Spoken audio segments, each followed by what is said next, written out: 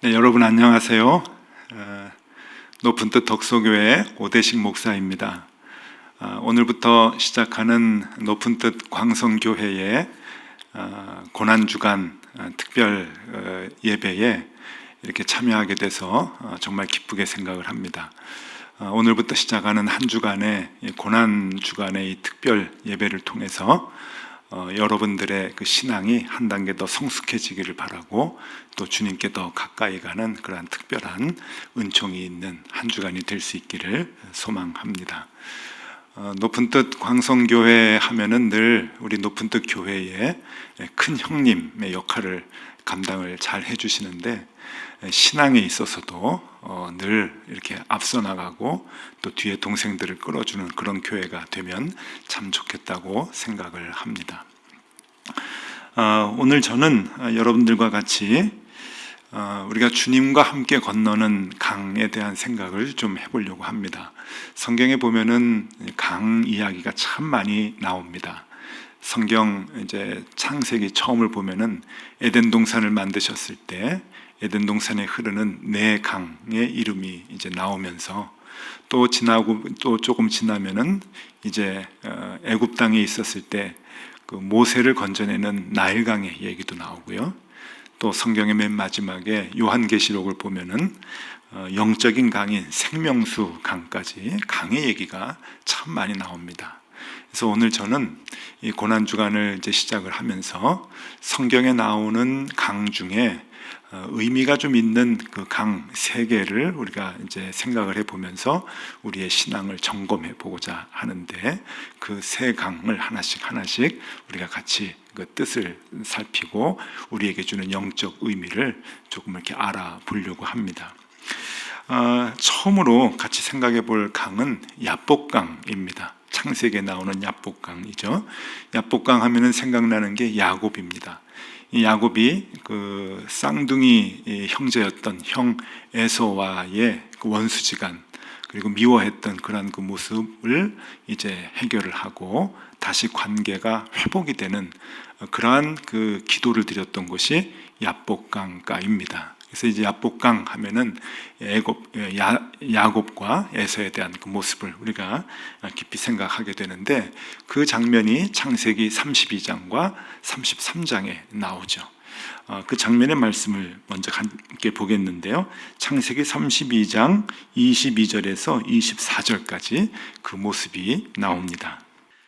밤에 일어나 두 아내와 두 여종과 11 아들을 인도하여 야복 나루를 건널세. 그들을 인도하여 시내를 건너가게 하며 그의 소유도 건너가게 하고, 야곱은 홀로 남았더니 어떤 사람이 날이 새도록 야곱과 씨름하다가, 이렇게 24절까지 나오게 됩니다. 이 어떤 사람이 이제 그 하나님이 보낸 이제 사자죠, 천사였습니다. 그래서 이제 씨름을 이제 하면서 그 나의 문제를 해결해 주지 않으면 내가 너를 보낼 수 없다. 이제 그래서 야곱의 일생일대의 그 위기의 순간, 그 야곱의 기도의 제목을 이제 하나님께서 풀어 주십니다. 그러면서 우리는 이 야복강을 생각하면 항상 어떤 마음이 떠오르게 되는가 하면은, 기도하고 매달릴 때, 하나님께 간절한 마음으로 기도하고 매달릴 때 하나님께서 우리의 문제들을 풀어주신다. 그래서 야복강 하면은 참 좋은 인상이 우리에게 있습니다. 우리도 야곱과 같이 힘들고 어려울 때 하나님 붙들고 하나님께 매달리고 하면 하나님께서 우리의 기도를 풀어주시겠다라고 하는 그 믿음을 갖게 됩니다. 이 야복강이라고 하는 것은요, 이제 성경에도 보면은 이제 야복 이제 시내라고도 이제 표현을 해주고 있는데, 사실 그 야복강을 지금 가 보면은 이 정말 시냇물 같습니다. 누가 얘기해주지 않으면 이게 야복강인가라고 생각할 정도로, 한번 그 사진을 좀 보여드릴게요. 야복강 한번 같이 가보시죠. 저 강의 옆에 이제 사람이 서 있는 걸 보면은 저게 어느 정도 규모인가라고 하는 것을 알 수가 있는데, 굉장히 크질 않죠. 그냥 동네에 흐르는 시내 같은데, 조금 더 충격적인 얘기를 드리면 저게 비가 올 때, 물이 많을 때의 모습입니다. 이스라엘에 가보면은 이제 골짜기마다 그 와디라고 하는 이제 말을 많이 붙여요. 이 와디는 뭔가 하면은 물이 흐르지 않는 강을 와디라 그럽니다. 그러니까 이제 건기 때는 이제 물이 거진 뭐 다 대부분 건기죠. 뭐 이스라엘 땅이. 근데 이제 비가 오지 않을 때는 그냥 골짜기로 있다가 비가 좀 오면은 어쩌다가 비가 오면은 물이 흐르는 곳을 이제 와디라 그러는데 어떻게 보면 야복강은 좀 와디에 더 가까울 정도로 그렇게 이제 물이 많지 않습니다. 다른 사진 하나 좀 보여드리면 그냥 뭐 누구나 건널 수 있는 애들도 건널 수 있는 그런 곳이 와디고요. 지난번에 그 몇 해 전에 높은트 정의교회 교인들하고 같이 성지순례를 갔을 때 저 야복강을 이제 지났는데 그때 사진입니다. 저 도로를 우리가 이제 지나갔어요. 도로를 지나갔는데 가이드 하시는 그 목사님이 여기가 야복강입니다라고 하는 얘기를 해주지 않으면 아무도 몰랐어요. 그냥 쓱 지나가면서 여기가 야복강입니다. 이제 그러는데 그냥 물이 저 정도. 아마 아까 조금 전에 본 사진보다도 훨씬 더 적은 그러한 물이 흐르고 있었고요. 그냥 시냇물 정도, 이제 가재 잡는 그런 시냇물 정도의 규모입니다. 근데 여기에서 이제 그 하나님의 사람 이제 야곱이 이제 천사하고 씨름을 하면서 그 자신의 그 문제를 해결을 얻고 또 그렇게 이제 하나님으로부터 이름이 바뀌는 축복을 받게 되죠. 그래서 야복강 하면은 우리가 이제 어떤 그 신앙적으로 어떤 이제 느낌이 드는가 하면은 하나님을 알게 되고 하나님의 도움을 의지하는 것. 그래서 하나님을 의지하고 하나님을 붙들고 힘들 때마다 하나님을 찾는 것. 그리고 그 장소를 우리는 야복강이라고 생각할 수가 있죠. 그래서 우리가 신앙적으로 영적으로 우리가 생각을 할 때 나에게도 야복강이 있으면 좋겠다. 힘들고 어려울 때마다 하나님을 찾게 되고 하나님을 의지하게 되고 하나님을 붙들어서 우리의 삶의 문제를 해결 얻는 그 곳, 그 야복강, 그곳이 우리에게도 늘 있으면 좋겠다 하는 생각을 하게 됩니다. 자, 두 번째로 생각할 강이 하나 있는데 두 번째로 생각할 강은 요단강입니다. 이 요단강은 그 이스라엘의 많은 강이 나오는데 우리가 생각할 때 정말 강다운 강입니다. 강 같은 강, 유일하게 이 요단강이라고 볼 수가 있는데 이 요단이라고 하는 것은 단으로부터 흐른다라고 하는 뜻이에요. 그래서 북쪽에서부터 밑에 이제 사해까지 이제 그 요단강이 흐르게 되는데 우리는 갈릴리에서 사해까지 흐른다고 생각하지만 갈릴리 호수보다 더 위쪽 단이라고 하는 곳에서부터 물줄기가 이제 시작이 됩니다. 이스라엘 땅이 북쪽으로는 단이라고 하는 곳이 끝이고 남쪽으로는 브엘세바가 이제 끝인데 그 곳을 이제 그 가로질러서 흐르는 남북으로 흐르는 이제 강이 요단강이 되겠죠. 근데 이 그 요단강은 우리가 제일 먼저 생각을 할 때 요단강 하면은 예수님께서 세례를 받으신 곳으로 그렇게 생각을 합니다. 예수님이 이제 공생애를 시작을 하실 때 요단강에서 세례 요한으로부터 세례를 받으시면서 이제 예수님의 이 땅에서의 사역을 이제 시작을 하게 되는데 우리는 요단강 생각하면은 그 예수님의 세례 장면을 먼저 떠올리지만 더 요단강에 아주 중요한 그 사건이 그 이전에도 하나 있었습니다. 그게 뭔가 하면은 이스라엘 백성들이 애굽에서 이제 나왔죠. 이제 출애굽이라 그러잖아요. 애굽에서 이제 모세의 인도로 이제 나오고 난 뒤에 광야에서 40년 동안의 생활을 이제 하고 난 뒤에 하나님이 예비하신 땅 가나안으로 들어가게 되는데 이 가나안으로 들어가는 40년의 과정이 굉장히 많이 힘든 훈련의 기간이었죠. 그런데 마지막 관문, 가나안으로 들어가는 마지막 관문이 있었는데 그것이 바로 요단강을 건너는 것이었습니다. 근데 요단강을 이제 건너는데 이 요단강은 그렇게 만만한 강은 아닙니다. 아까도 얘기했지만은 강다운 강 같은 강이라고 했죠. 사진을 한번 좀 보여드리겠습니다. 물론 이제 갈릴리에서부터 남쪽 사해까지 이제 쭉 흘러 들어가는 이 강이 지역마다 강폭이 좁은 데도 있고 넓은 데도 있고 이제 그래요. 또 비가 많이 오면 그 강폭이 넓어지기도 하고 또 비가 안 오면 이렇게 좁아지고 그러는데 언제나 저 정도의 물은 좀 있습니다.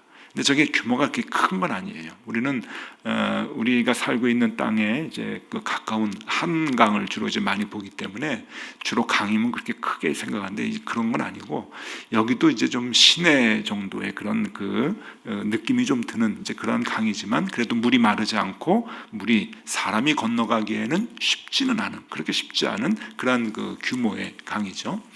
지금도 사람들이 그곳에서 세례를 이제 그 받고 베풀고 그렇습니다. 세례식 장면 한번 보여드리면은, 이제 저곳이 예수님께서 세례를 받으신 곳이다라고 추정되는 곳에 지금도 세례를 받을 수 있도록 그렇게 만들어 놨어요. 그래서 성지를 순례하시는 세계의 많은 분들이 와서 저곳에서 세례를 받고 세례를 베풀고 이제 그렇게 합니다. 이런 생각을 해봤어요. 한번 세례를 받을 때 예수님이 세례 받으셨던 요단강에서 세례를 받으면 얼마나 좋을까 하는 그 생각을 했는데, 그렇게 그런 마음을 갖고 성지 순례를 와서 세례를 받는 분들이 꽤 계십니다. 저기 가운데 이제 펜스를 쳐놨잖아요. 물 가운데 펜스를 쳐놓은 것은 절이 들어가면은 빠지니까 위험합니다라고 하는 의미가 아니고, 저게 국경입니다. 그래서 저 건너편이 요르단이고 지금 세례를 받는 쪽이 이제 이스라엘이고 이제 그래요. 그러니까 저 요단강을 건너가는 것이 참 이렇게 그렇게 어렵지도 않고, 또 맨몸으로 건너기에는 조금 벅차고 하는 이제 그런 그 상황이죠. 자, 근데 다시 옛날로 돌아가 가지고 이스라엘 백성들이 하나님이 준비하신 땅 가나안으로 들어가는 마지막 관문이 요단강인 거예요. 근데 요단강은 우습겠죠. 왜냐하면 이스라엘 백성들은 이미 경험이 있어요. 홍해가 갈라진 경험이 있는 거예요. 그런데도 백성들이 저것을 건너가는 건 또 이제 걱정이 생기는 거죠. 그럴 때 이제 제사장들이 법궤를 메고 제일 먼저 들어갑니다. 그래서 발이 요단강에 딱 닿을 때 요단강 물이 마르게 되죠. 그리고 그 마르게 될 때 백성들이 다 이제 가나안 땅으로 건너가게 됩니다. 그 장면이 여호수아 3장 17절에 나오는데요. 제가 읽어드리겠습니다. 여호와의 언약궤를 맨 제사장들은 요단 가운데 마른 땅에 굳게 섰고, 그 모든 백성이 요단을 건너가기를 마칠 때까지 모든 이스라엘은 그 마른 땅으로 건너갔더라. 그러니까 물이 있었지만은 물이 다 마른 거예요. 그래서 그 마른 땅으로 이스라엘 백성들이 안전하게 다 건너가게 됐다라고 하는데, 여기에 상징적인 의미가 있습니다. 그것은 맨 앞에 법궤가 들어갔다는 거예요. 그리고 그 법궤가 이스라엘 백성이 다 들어가기까지 그 가운데 있어서 마른 땅으로 만들어준 거죠. 이건 상징적인 의미가 있는 거예요.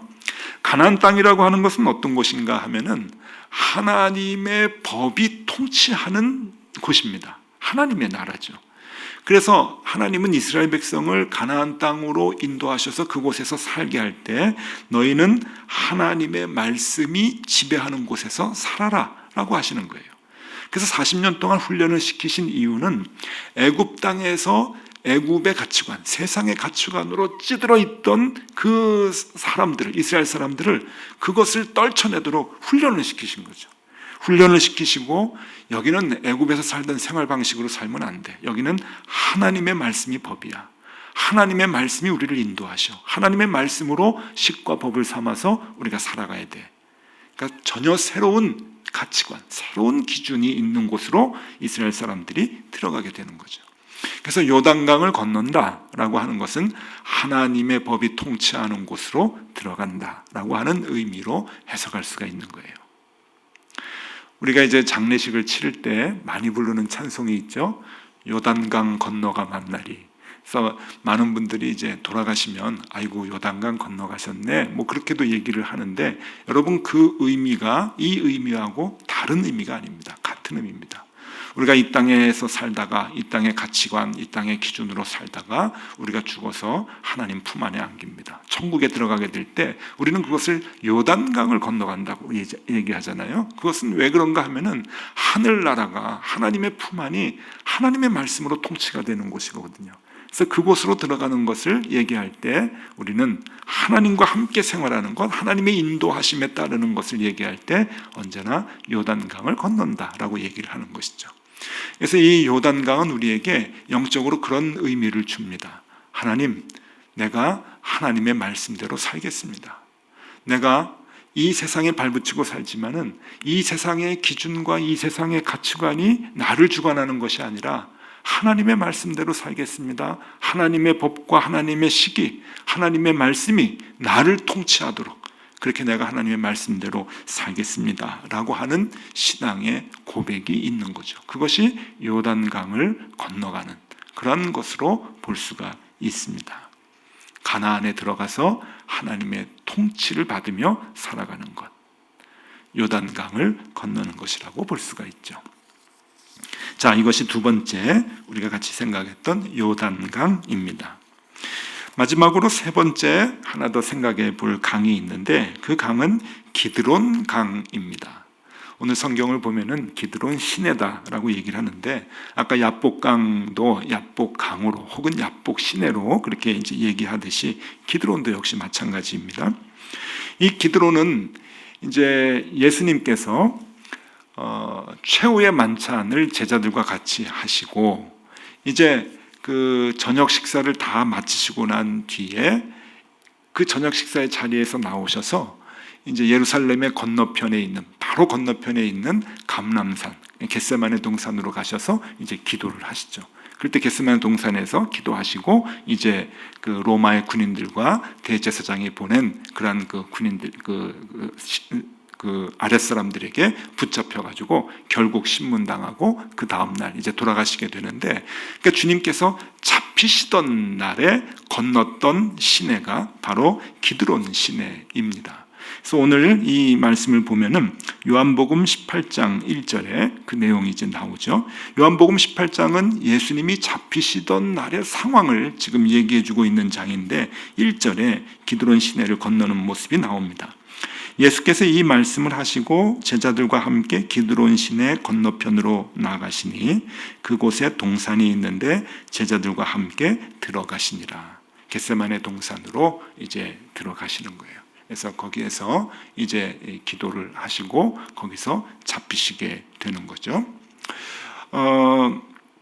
이 기드론이라고 하는 말의 뜻은 어둡다라고 하는 것이에요. 어둡다. 왜 어두운가 하면은 이 골짜기가 깊습니다. 그 이제 예루살렘 땅의 지형에 대한 그림을 조금 보여드리면은 이렇습니다. 이해가 좀 가실 거예요. 지금 저 모습은 예루살렘이라고 하는 성읍 도시가 이제 형성이 되던 초창기입니다. 그러니까 예수님이 그 활동하시던 시대의 예루살렘은 저것보다 훨씬 더 규모가 이제 커져요. 저거는 이제 다윗과 솔로몬 때에 이제 도시가 형성이 될 때 이제 모습인데, 저기 보면은 이제 예루살렘이 산꼭대기에 있고 오른쪽으로 보면은 이제 굉장히 깊은 골짜기가 있죠. 그리고 그 골짜기의 그 오른쪽에 이제 보면은 저기가 이제 감람산입니다. 거기서 이제 예수님께서 이제 기도를 마지막에 이제 하시는 건데 그곳에 가시기 위해서 골짜기를 내려가서 올라가시는 거예요. 그래서 저 맨 그 아래쪽에 있는 골짜기가 이제 기드론 시내라고 하는데 지금의 모습을 좀 보여드리면은요. 지금의 모습은 그냥 이렇게 맨 골짜기 아래가 이제 도로입니다. 그러니까 지금 저게 어디서 찍은 모습이냐면은 그 예루살렘 성에서 그 맞은편 감람산을 보고서 찍은 사진이에요. 지금 감람산 쪽은 대부분 다 무덤입니다. 묘지여가지고 다 저렇게 이제 석관으로 지금 그 무덤이 형성이 되어 있고 맨 밑에 골짜기는 물이 흐르는 게 아니라 지금 이제 도로가 있어가지고 이제 차들이 이제 왔다 갔다 하는 이제 그런 형태로 이제 많이 바뀌게 되었죠. 근데 상류로 가게 되면은 아직도 그 이제 기드론 시내가 이제 흐르게 되는데 상류의 모습을 좀 보여드리면은요, 이제 저런 이제 지형의 이제 아주 좁은 이제 그 시내 같은 이제 폴짝 뛰어서 이제 건너갈 수 있는 이제 그런 이제 그 유형의 이제 강이라고 볼 수가 있습니다. 저게 이제 기드론이에요. 그래서 저기에서 이제 예수님께서 저 시내를 건너서 이제 그 겟세마네 동산으로 가시게 됩니다.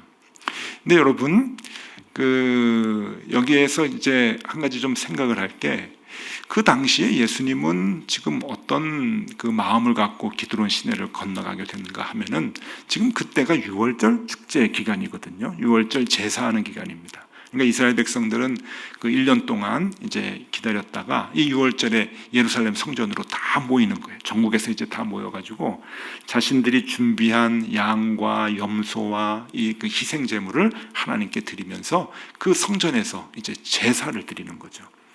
그런데 이 제사를 드리는 인파와 제사 드리는 횟수가 너무 많아가지고 아주 복잡한 때가 바로 6월절 때입니다.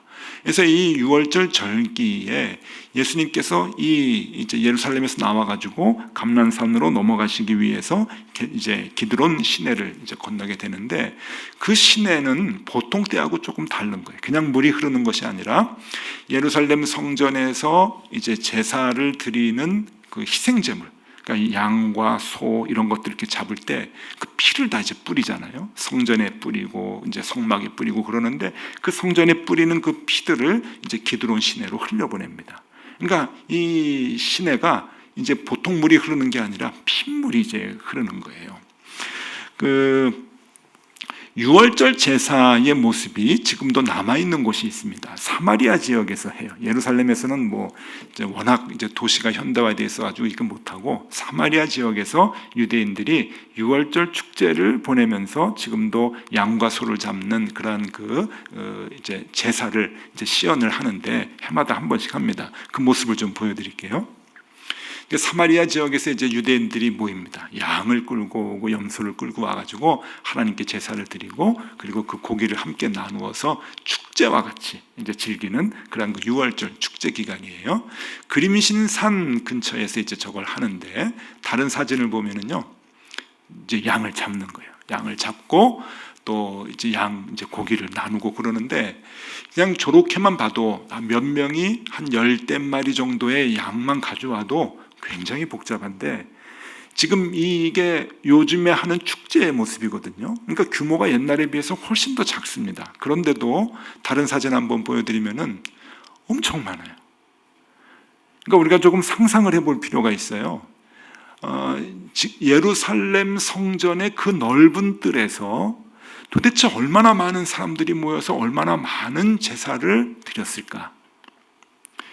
요세푸스라고 하는 유대인 그 역사 기술가가 있어요. 역사가가 있는데 예수님 당시보다 조금 한 20-30년 뒤에 이제 그 활동했던 분이에요. 이분의 기록을 보면은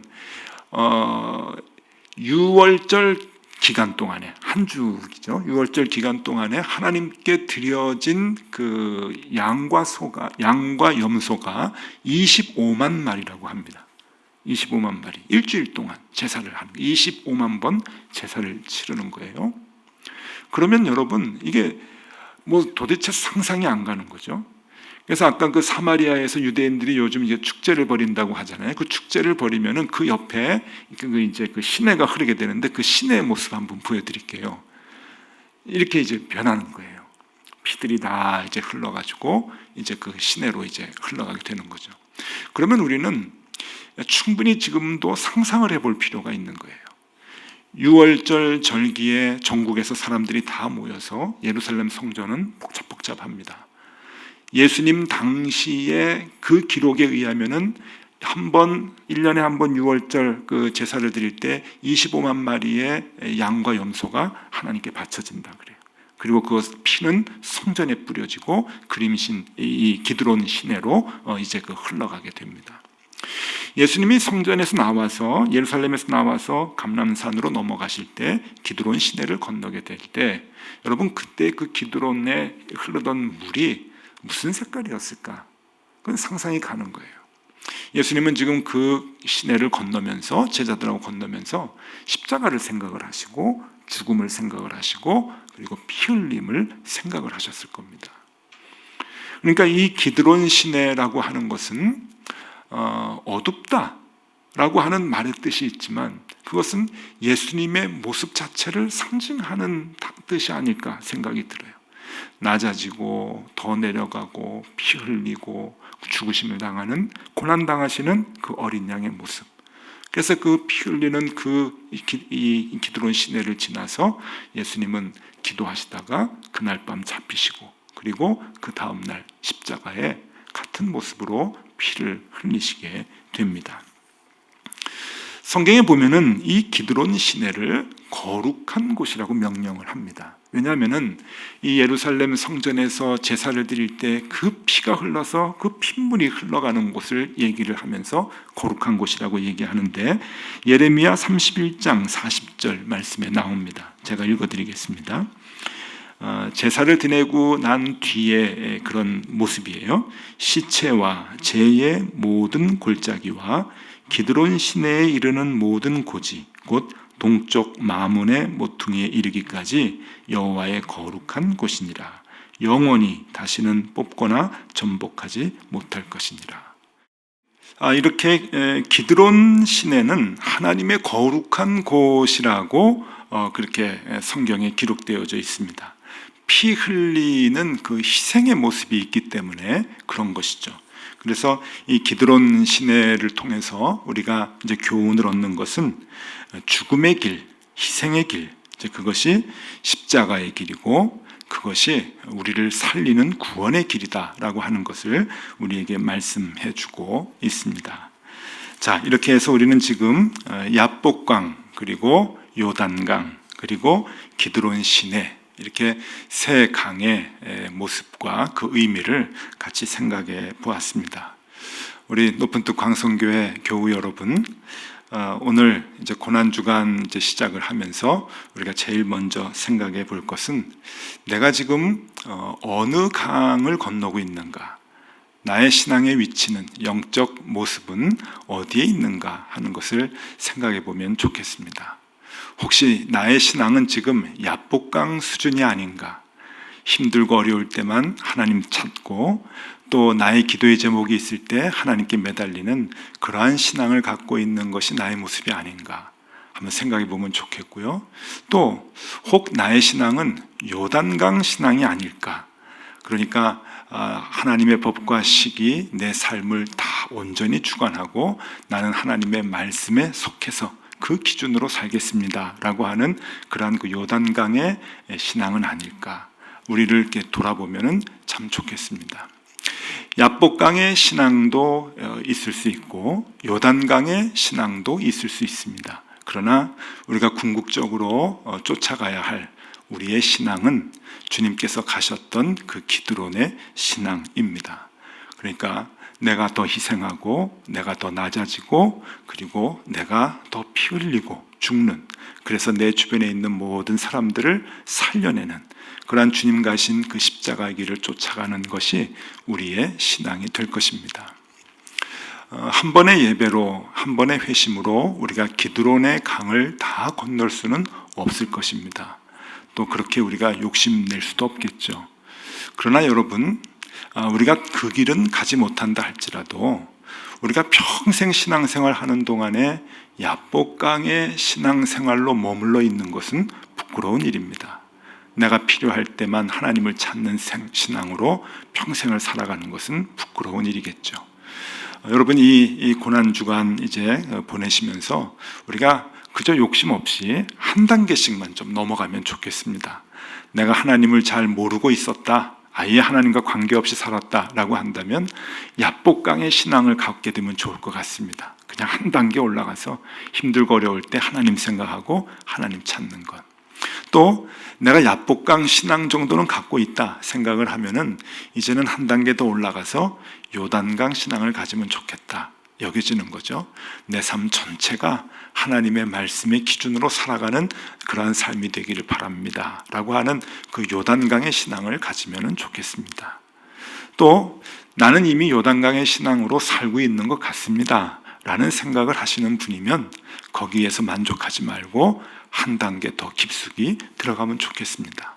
내가 있는 곳에서 더 낮아지고 내가 있는 곳에서 더 희생하고 주님께서 지셨던 십자가 그리고 그 피의 강을 내가 넘어가는 것, 그래서 내 주변에 있는 사람들을 살리고 남들을 세워주는 그러한 신앙생활을 하는 것, 기드론의 강을 건너는 것인데 그 믿음까지, 그 신앙까지 우리가 생활에 나갔으면 좋겠습니다.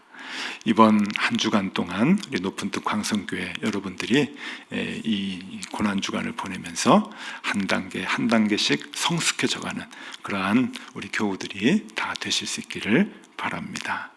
기도하겠습니다. 하나님 아버지, 우리의 삶은 언제나 분주하고 의지는 산만하지만 작심삼일일지라도 주님과 끝까지 동행하고자 하는 소망만큼은 간절합니다. 여기에 모여있는 높은 뜻 광성교회 우리 사랑하는 교우들이 고난주간을 보내면서 주님과 조금 더 가까워지면 좋겠습니다. 우리의 마음이 야복강가에 있었다면 요단강까지 나가게 하여 주시고, 요단강을 건넌 사람들이라고 한다면 이제는 기드론 시내까지 건너고자 하는 마음을 우리들에게 허락하여 주시옵소서. 그렇게 이 한 주간 주님 앞에서 더욱더 견고한 믿음을 갖는 우리 모두가 되게 하여 주시옵소서. 예수 그리스도 이름으로 기도드리옵나이다. 아멘.